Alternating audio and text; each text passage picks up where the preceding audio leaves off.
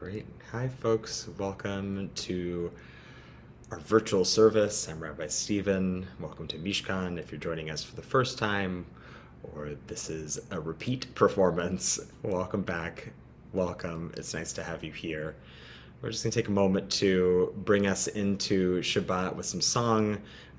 We'll light some candles, some words of Torah, bless some wine at the end or grape juice. So this is your several minute warning if you want to light candles with us to go get your candles ready. If you'd like to bless wine or grape juice at the end of our time together, to go get that ready. We'll be opening with a song. And so you have a little bit of time to go grab your accoutrement of Shabbat if that is what you'd like to do. But I'll also have some here on the screen, so you can also just join me with those blessings wherever you find yourself. So we're going to begin by welcoming in the angels. I just want you to take a moment to take a deep breath. Think about what angels you encountered this week. Shabbat, this particular song, Shalom Aleichem, right? Like welcoming in the angels.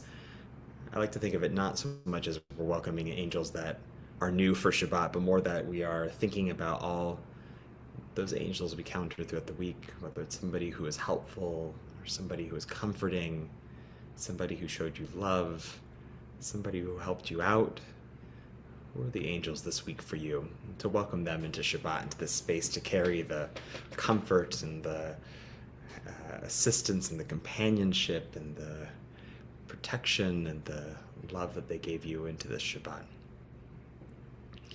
Shalom Aleichem, Malachei Hasharet, Malachei Elyon, Mi Melech, Malachei Hamlachim, Hakadosh Baruch Hu.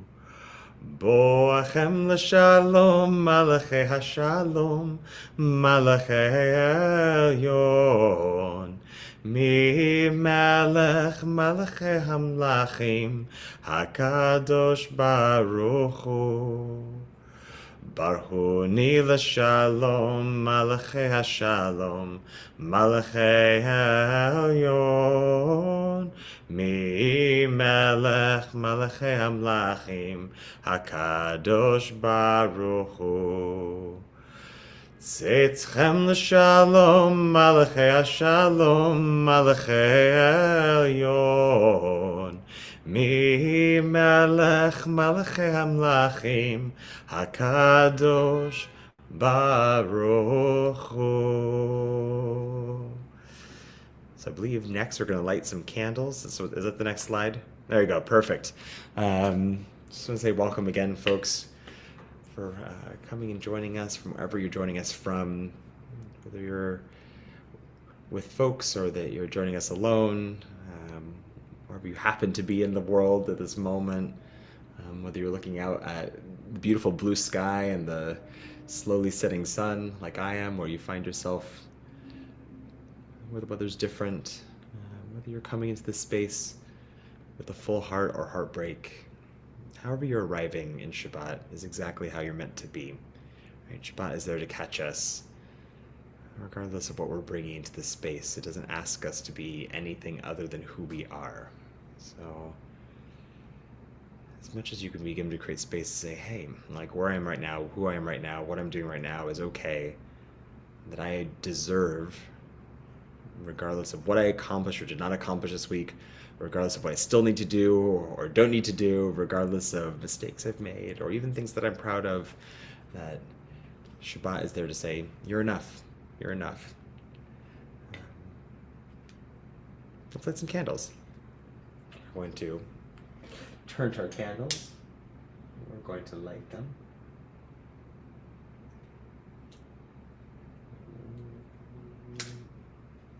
That candle's going to stay lit? No, it's not going to stay lit. There we go. We wave the light of Shabbat in, we invite it in, we sing the blessing. Baruch atah Adonai, Eloheinu melech haolam, asher kiddushanu b'mitzvotav, v'tzivanu lehadlik ner, shel Shabbat.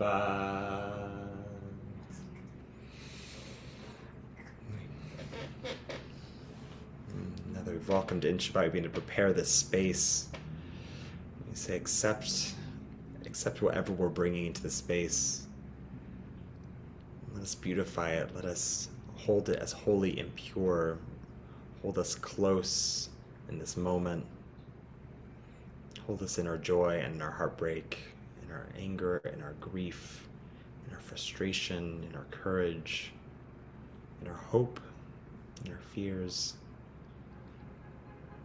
We ask that we are held together, all those disparate parts of ourselves that we're bringing into the space, in the light of Shabbat, in the light of knowing that we are enough, however we come into this moment, and to give us the spaciousness within ourselves to recognize that and to hold that truth close to our chests, close to us. Ana b'choach. Give us that strength. Ana b'choach, b'choach,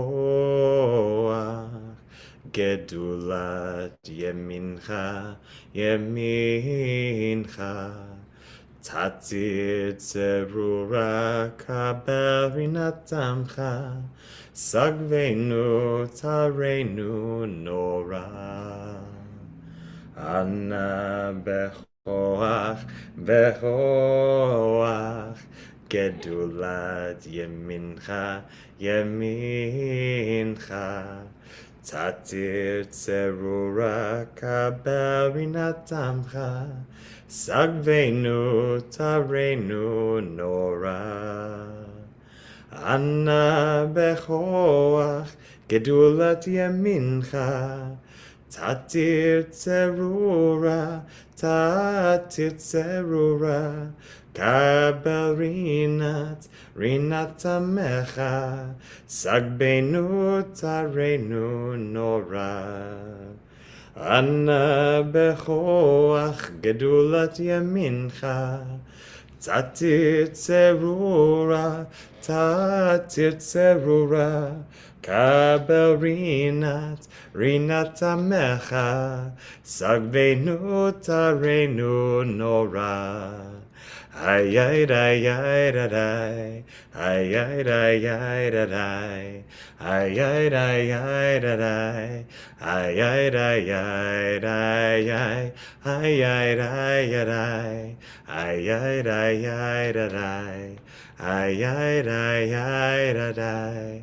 I believe next on our list is Lecha Dodi. So we talked a little bit about what is it that we're bringing into this space to recognize our enoughness in this moment, and that wherever we are, wherever we might find ourselves, that is okay. And it's okay enough for Shabbat, it's okay enough for community, it's okay enough to be loved deeply. But I also recognize that we might also want to be in a different place, whether inside ourselves, or whether it's a different environment that we want to find ourselves in, a different relationship to other people or to ourselves. That person who's stuck in traffic and honking clearly wants to be in a different place right now. And so this is a moment, Lecha Dodi, to invite in what is it that you need this moment, this Shabbat, to help you feel more whole, more at peace, more safe, more loved. And as we reach the end of Lecha Dodi, I'm going to invite you to rise as you're able, face towards an open door or window, and invite in whatever it is. What is it that you need to complement, lift up, comfort, protect the enoughness that you bring in to this space? Lecha Dodi likrat kala Pene Shabbat nekabela Shamor vezachor bedibor echad Ishmiyanu el hamyuchad Adonai echad, u'shemo echad, l'shem u'tiferet ve'litila, lecha dodi, likrat kala, pene Shabbat, nekabela. Likrat Shabbat, lechu v'nelcha, ki hi mekor haberacha. Merosh mikedem nesucha, sof ma'aseh b'machshvat tchila. Lecha dodi, likrat kala, pene Shabbat, nekabela.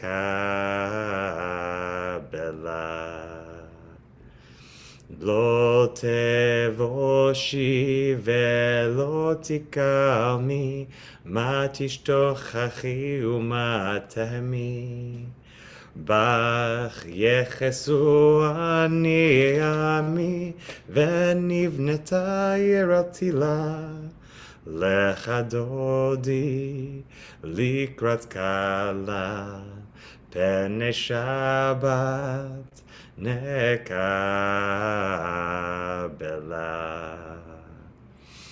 V'hayu limshisa shosaich, v'rachaku kol mevalayich. Yasis alayich Elohaich, kimsos chatan al kala. Lecha dodi, likrat kala, pene Shabbat, nekabela.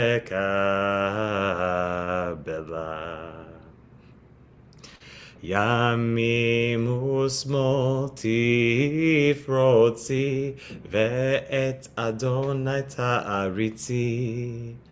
Al yadish ben parti, ve'nismecha ve'nagila.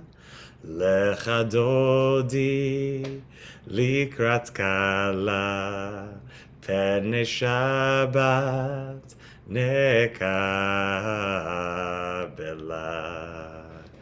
Invite to rise as people. Oh, sorry, that's an aggressive rise there.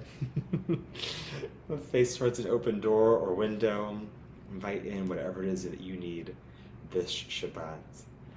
Boi v'shalom, ateret bala, gam besimcha u'vetzola.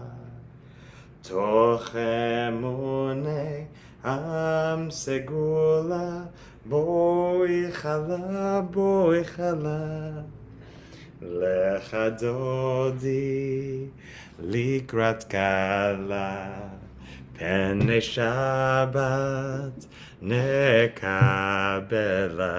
Lecha dodi, likrat kala, pene Shabbat, nekabela.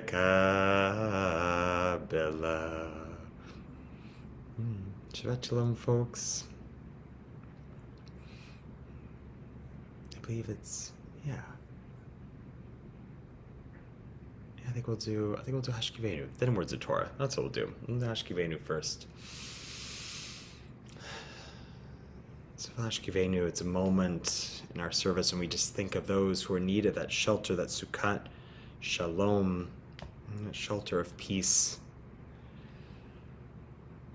It could be somebody in need of safety. It could be somebody in need of comfort. It could be somebody in need of healing. And if you're thinking of somebody tonight, it could be yourself. It could be somebody close to you, somebody distant, somebody you know, maybe people you don't know. Think of all those places in the world that could use a little extra prayer right now. Prayer for peace, prayer for comfort, for safety, for healing, for support, for nourishment, of the body, of the soul, of the heart. You can write their names in the chat if you're joining us online. Maybe just hold their names in your heart.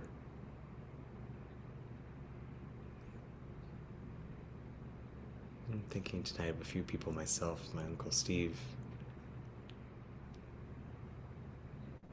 Hayden Shalom ben Avram Basara, Reuven Lev ben Esther Ezra, all those in our community in need of healing and comfort and peace.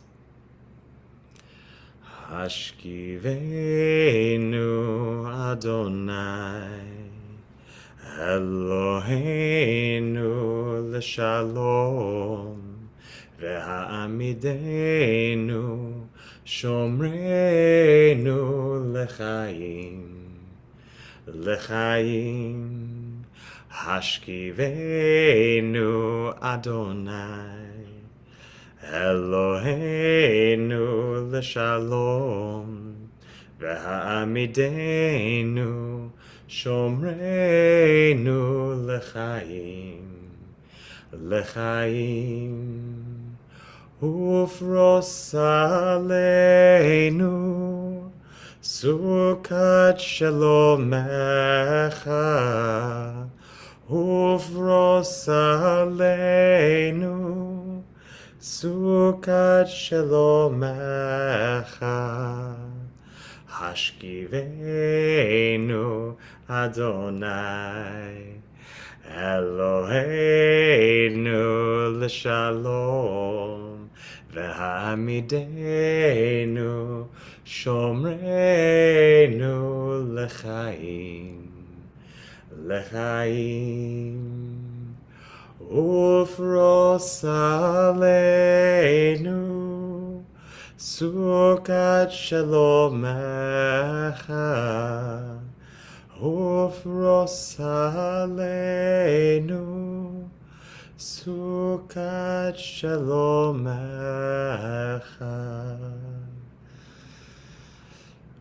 Baruch atah Adonai haborei sukat shalom aleinu ve'al kol amo Yisrael ve'al Yerushalayim.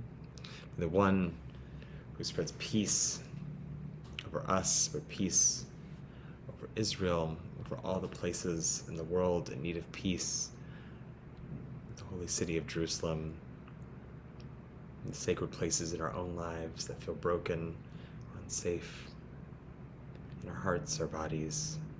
May we all experience peace, since that we can say Amen.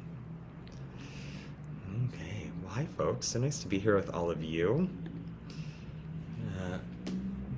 Let's offer some words of Torah, and after that we'll do a last prayer for peace and singing, and then we'll do the mourner's Kaddish and bless some wine, and that'll be that. So the summer of 2011, I studied at a progressive yeshiva in New York. And for those who are unfamiliar with what that looks like, imagine being in a library from morning minyan at 7 a.m. to evening minyan at 7 p.m. And the hours in between, minus a lunch break, were devoted to studying rabbinic texts. And it was exhausting, but so exhilarating.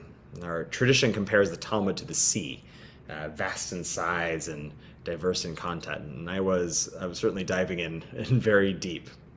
So one of the areas we studied were laws of capital punishment. There's something. Sorry, this is something. Sorry, my cat is attacking me right now. So one of the areas we studied were the laws of capital punishment. This is something prescribed by the Torah for a range of transgressions, from murder to abuse.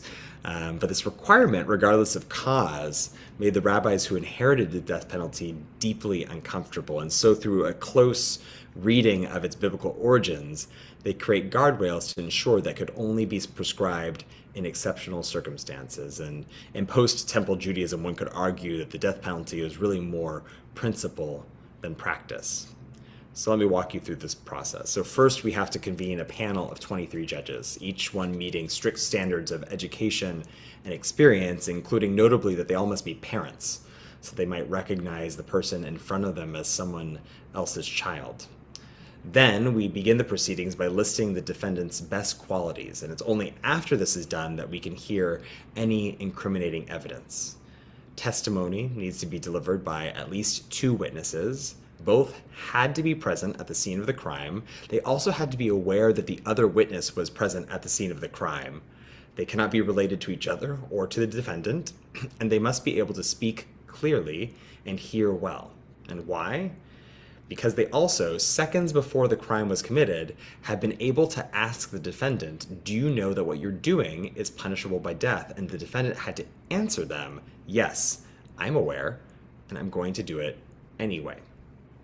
So this scenario might seem as absurd as it is impossible, and maybe it is, but it serves a purpose, and one often employed in rabbinic texts, to show what happens when our core values come into conflict. And they do come into conflict often, but it is precisely at these moments of moral tension that our tradition becomes its most tenacious, its most creative. What happens when you see a drowning person on Shabbat and need to break its laws to save them, which we're obligated to do? What happens if throwing away chametz, like leavened goods, to prepare for Passover when we're forbidden to have them in our homes, will lead to financial distress because the person doesn't have the resources to replace them after the holiday is over? And can someone with a terminal illness choose medication that will ease their pain, which is encouraged by our tradition, but also hasten their death, which is prohibited by our tradition? In the case of capital punishment, we see a commitment to justice. We see the desire to establish standards of law that can be applied across disparate cases. We see a need to preserve the integrity of social structures that ensure our safety and the safety of others by deterring future crimes. And we also find the assertion that all people are reflections of the divine image, our insistence on the sanctity of life, and the belief that everyone has the capacity to make better choices if only given the chance. All of these are core values of our tradition. And when considering how we might render judgment for the murderer or the abuser or the sociopath, they cannot be fully realized at the same time. This is precisely why we study text in chavruta, in partnership with one or more people. We need multiple perspectives to navigate moments when our core values come into conflict. What appears obvious to me is probably different from what seems self-evident to you. Judaism is not a plug-and-play system. Our core values are conceived of, lechatchila is the term, literally from the beginning, but meaning something along the lines of optimally or done in the ideal way. But we live in a world where they are executed b'diavad, meaning after the fact, but also within less than ideal circumstances. Life is messy. It regularly presents us with difficult choices that call our ethical commitments into question, sometimes asking us to pick that which is most important from among all the things that we find important. Some of the cases we find in the Talmud might seem trivial. Who really cares, honestly, if you disrupt Shabbat to save someone who is drowning, or keep all your chametz in a cupboard instead of throwing it away for Passover? But in moments of moral tension, the stakes are usually much higher. Is murder, sanctioned by the state, the appropriate response to murder? Can we safely reintegrate an abuser into society? What do we owe the sociopath who suffers as much as they have made others suffer? And what do we owe their victims? How do we meet the moment we find ourselves in now? Tragedy continues to unfold in Gaza. Last week we saw the rescue of 4 hostages, but the death of over 200 Gazans in the process. Over 100 hostages remain unaccounted for. Tens of thousands of Palestinians have been killed, while tens of thousands more are on the brink of famine. Tens of thousands of Israelis are still displaced from their homes and under the threat of rocket fire. Hamas has not yet been brought to justice, and right-wing messianic ideologues in Israel continue to beat the drums of war. It is heart-wrenching, and that feeling is not reserved for the victims on one side or the other. As someone who exists in Zionist and anti-Zionist spaces, who is part of a community that contains both and more, I see how all of us are struggling to align our moral compass in a world that is spinning out of control. Because I sincerely believe that we, and when I say we, I mean Jews and those who love us, choose to be in community with us, are trying to make sense of a situation that calls our core values into conflict. Pursuing justice is a core value. Holding murderers and rapists accountable is a core value. Breaking down systems of oppression is a core value. The preservation of life is a core value. Protecting our people is a core value. Preventing future harm is a core value. Ensuring that Judaism survives is a core value. Speaking out against mass murder, whether it meets the technical definition of genocide or not, is a core value. Rescuing captives is a core value. Healing the broken and brokenhearted is a core value, and so is tending to our own heartbreak. And depending on which of these values you prioritize, others may have to fade into the background. It's not that you don't find each of them important. It's just that this moment, b'diavad, and less than ideal circumstances, demands that we choose the most important among them. And depending on which of these values you prioritize, you might find yourself disagreeing with people who otherwise share the same ethical system as you, even though it may not seem like it right now. But among reasonable people, I believe this is a statement of fact. When the stakes are high, and they are so high right now, is it possible to stay in relationship with those who have chosen to prioritize their values differently? Because what we are witnessing is further entrenchment of moral polarization, as people choose sides, and in choosing sides, sever their ties to anyone who holds difference.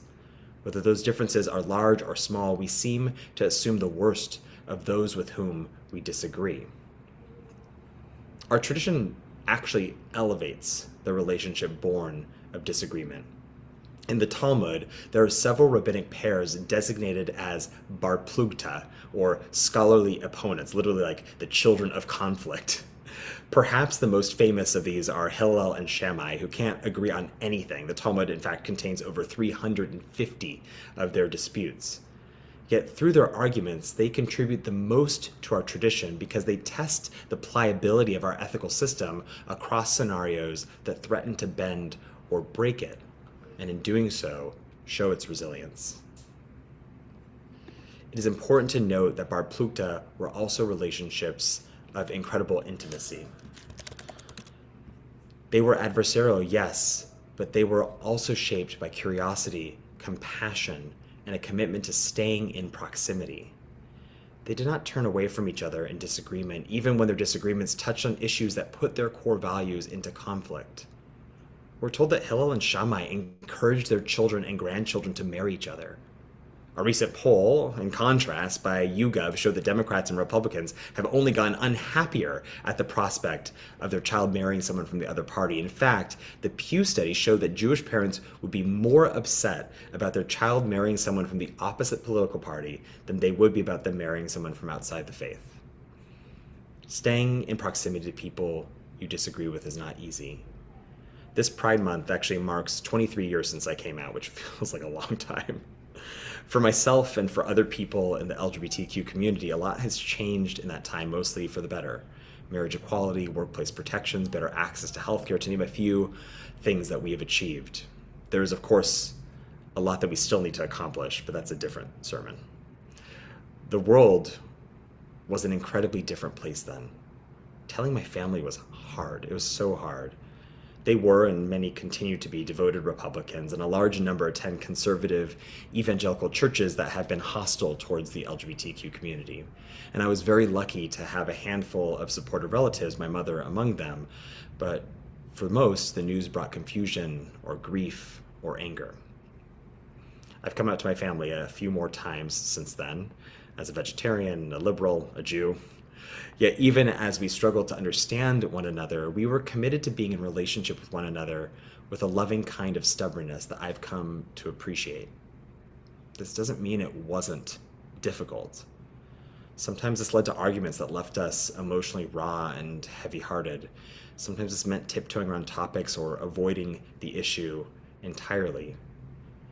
When we are talking about things that are most important to us, when we are talking about who we are or what breaks our heart or what motivates us to get up in the morning, especially on those days when it's hard and we are met with rejection, it can be tempting to turn away. It can be tempting to stomp our feet or yell. Perhaps if we shout loud enough, we can change their mind. Perhaps if we shame them publicly, they'll realize the error of their ways. But having been yelled at, and we have all been yelled at in some form or another over the past few months, or shamed, we know how ineffective this approach usually is, at least on the level of friendships and families. It usually just pushes people further away, entrenching our differences even more.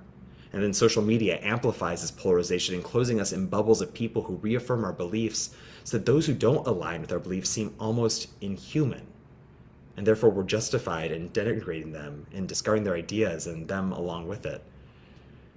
But if we choose rupture over repair, we lose the possibility of what can happen if we stay in proximity. 23 years later, my family still sits at the table together, and I have a place there. They make sure that there is something that I can eat, and they've lit Hanukkah candles with me. They've welcomed my partners with open arms. When I was ordained as a rabbi, they were there to celebrate with yarmulkes on. When I was married, they danced the hora at my very gay and very Jewish wedding, something I could not have imagined, something that felt impossible when I first came out. Of course, there are relationships that must end because they are not safe. But there is an important distinction between unsafe and uncomfortable. We cannot allow discomfort to become the reason for disconnection.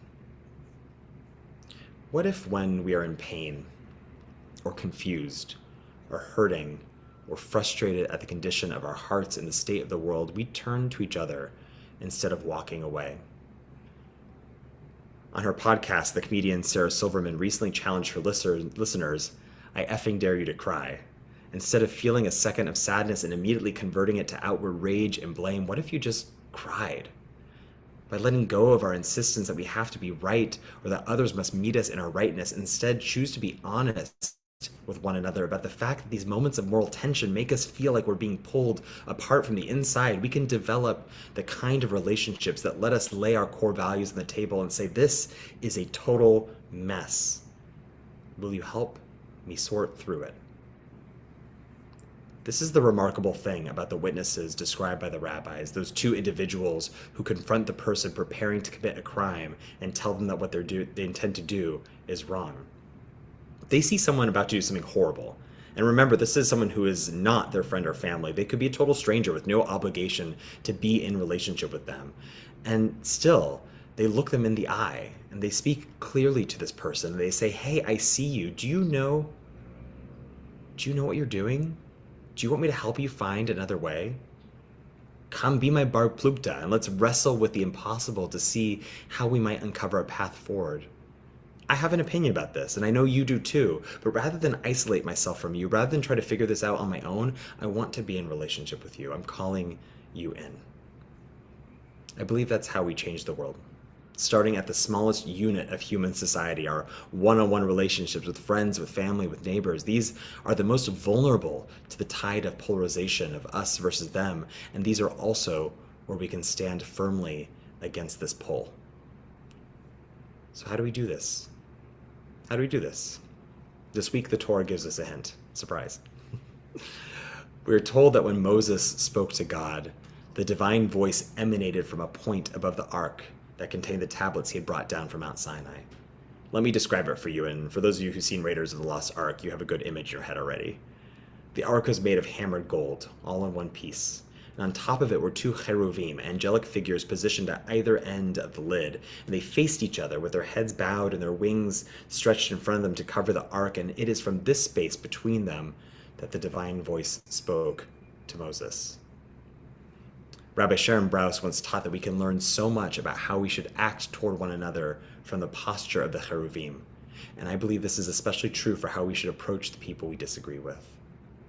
The cheruvim see that they stand on the same foundation, the ark containing the Ten Commandments, a recognition of their common origin and their shared ethical tradition.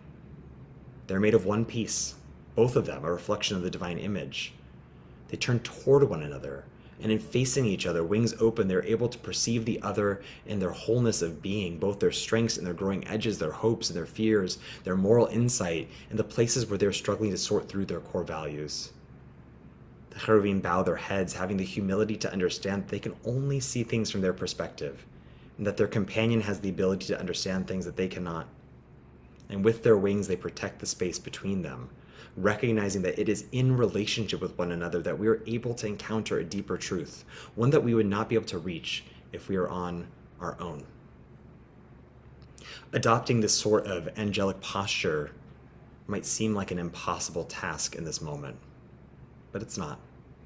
There are thousands of people working on the ground for peace in Israel and Palestine who are turning toward each other across division and incredible loss as the vehicle for achieving peace. I believe we can do it too, because I've seen it. I've seen us cry together, and I've seen us laugh together. We have sung together and prayed together and bent over our sacred texts in Chavruta to learn together. I have seen us in moments of incredible pain, in times of confusion and heartbreak, turn toward one another just like those cherubim. I think that if you're looking for angels, you don't have to look much further than the people who are near you right now. Shabbat Shalom.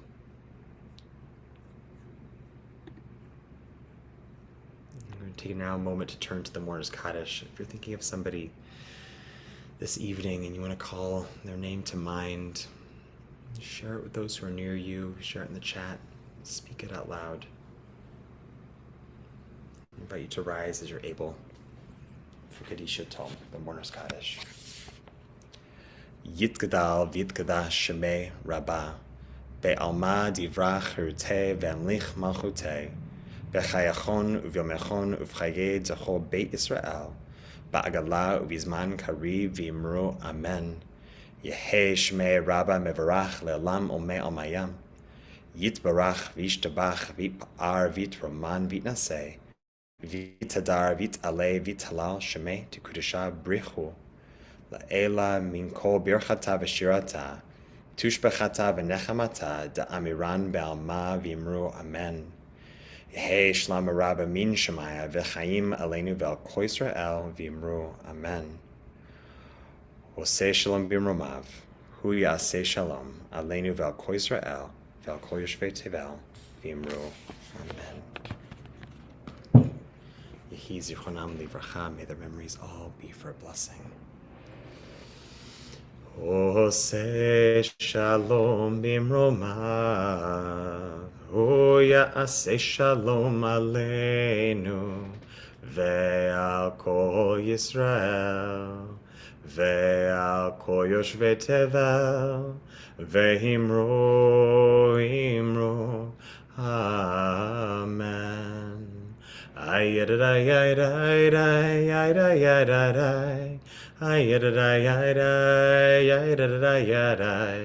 ayadadai, ayadadai, ayadadai, ayadadai, ayadadai, Oseh shalom b'mromav, hu yaseh shalom aleinu, ve'al kol Yisrael, ve'al kol yoshvei tevel, ve'imru, imru, amen.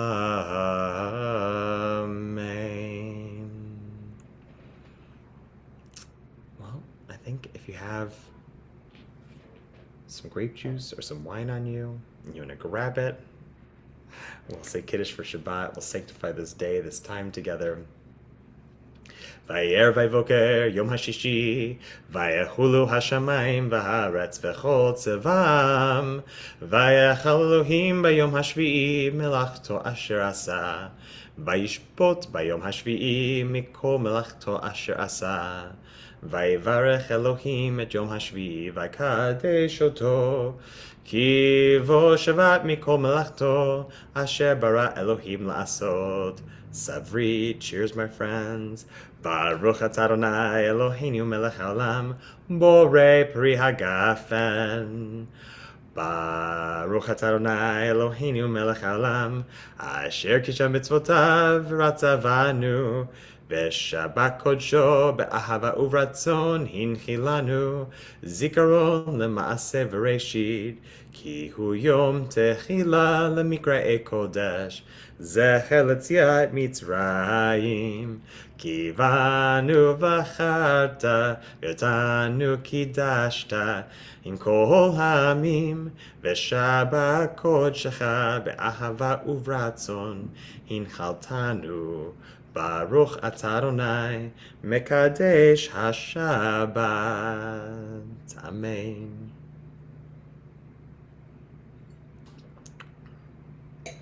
Well, I think that's all I got, folks. I hope you all have a wonderful rest of your Shabbat. We'll be back together tomorrow morning, meeting at Mishkan headquarters. For those of you who are able to make it in person, we'll also be live streaming as well. Next Friday, we will be outdoors, North Center Town Square, so a week from tonight. We do record for posterity. It's not a live stream, so you can watch it later if you're joining us online. And it's our Pride Shabbat. So if you're in Chicago, I hope to see you there. It should be a really, really wonderful experience. My favorite Shabbatot of the year. Just joyful, summery, lovely. We have a guest speaker. We're going to have a glitter station, temporary tattoos, rainbow flag. It's all good stuff. All good stuff. So hopefully I'll see you there next Friday as well. So tomorrow morning, Mishkan headquarters or online. Next Friday, North Center Town Square for Pride Shabbat. And I hope you have a wonderful rest of your evening. Shabbat Shalom.